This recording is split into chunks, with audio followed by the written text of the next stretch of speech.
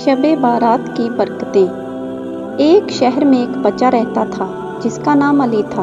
अली का एक कज़न था जो कि बहुत खुश मिजाज था और हमेशा अपनी खुशियों में मशगूल रहता था।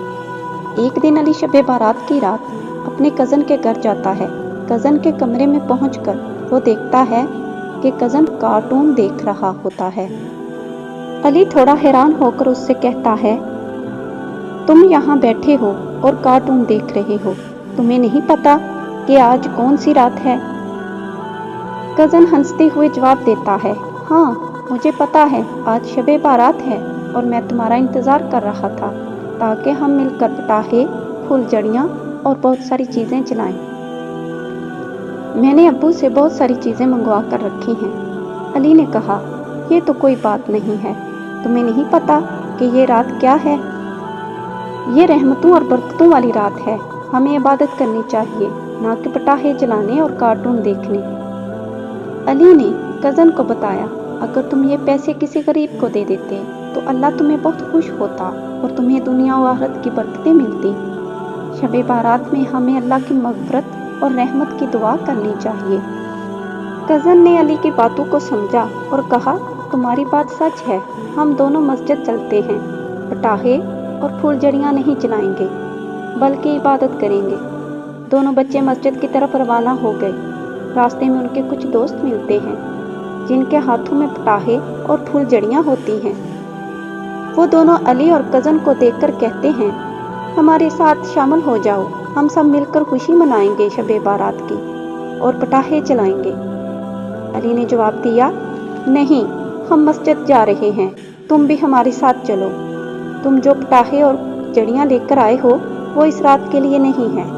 हमें अल्लाह की इबादत करनी चाहिए, अल्लाह से मग़फ़िरत मांगनी चाहिए और अपनी दुआओं में अपने माँ बाप, बहन भाइयों के लिए दुआ करनी चाहिए। आखिरकार अली और उसका कज़न और उनके दोस्त मस्जिद पहुंचते हैं।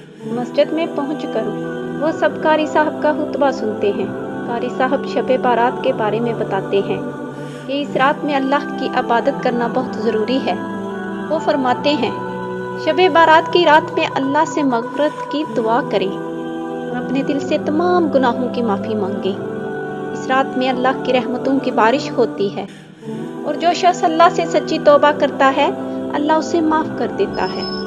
अली और उसके कज़न ने इस बात को दिल से समझा और अपनी दुआओं में अपने गुनाहों की माफ़ी मांगी।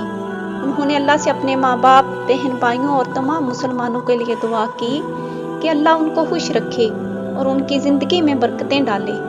फिर उन दोनों ने मस्जिद के सहन में खड़े होकर एक खूबसूरत नात पढ़ी। शबे बारात आई है, शबे बारात आई है, रहमतें साथ लाई है। नेकियों के मौसम में दिल को संवार लो, तौबा का दर है खुला, रब को तुम मना लो।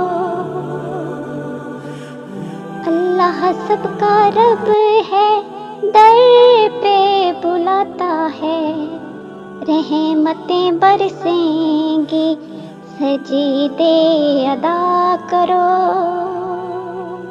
शबे बारात आई है, शबे बारात आई है, रहमतें साथ लाई है।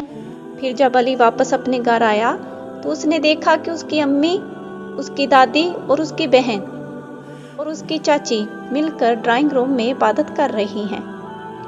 उसका दिल और भी खुश हो गया। उसने अपने आप को और अपने घर वालों को अल्लाह के बहुत करीब महसूस किया। ये कहानी हमें यह सिखाती है कि शबे बारात की रात का असल मकसद अल्लाह की इबादत और उससे मग़फ़िरत की दुआ है। हमें इस रात को खुशी के पटाखों और दूसरे सब कामों के बजाय इबादत में गुजारनी चाहिए ताकि हम अल्लाह की रज़ा हासिल कर सकें और अपनी ज़िंदगी को बेहतर बना सकें।